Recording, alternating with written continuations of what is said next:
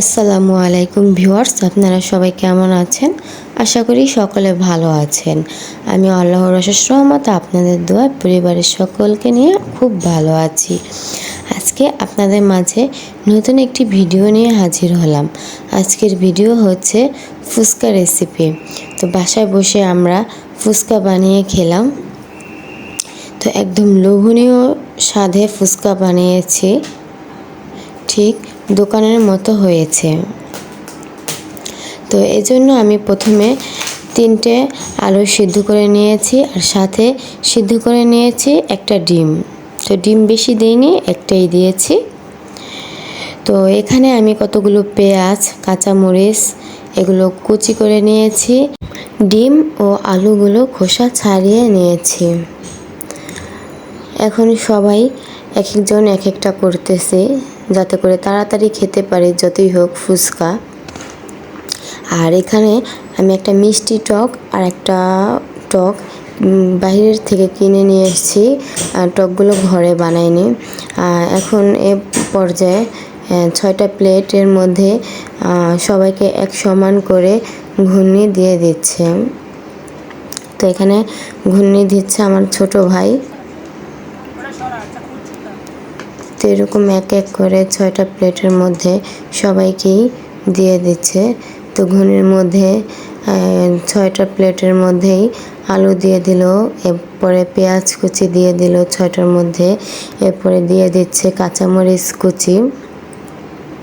তো এভাবে করে সমান 6টার মধ্যেই দিয়ে দিচ্ছে। এখানে আবার দিয়ে দিচ্ছে মরিচ গুঁড়ো।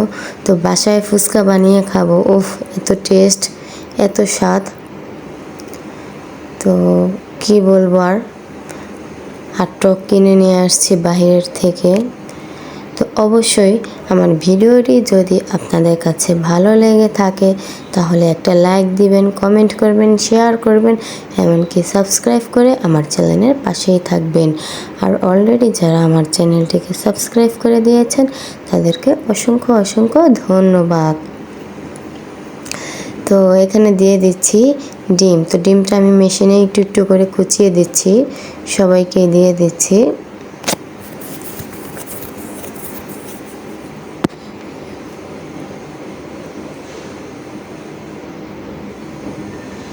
তো অবশ্যই অবশ্যই আপনারা জানাবেন কেমন হয়েছে আজকে আমাদের ফুচকা রেসিপি। তো এটা হচ্ছে মিষ্টি টক।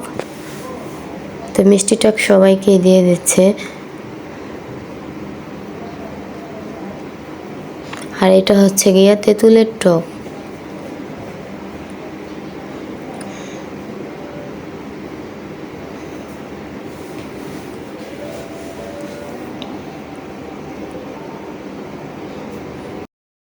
সবাই সুস্থ থাকবেন, ভালো থাকবেন।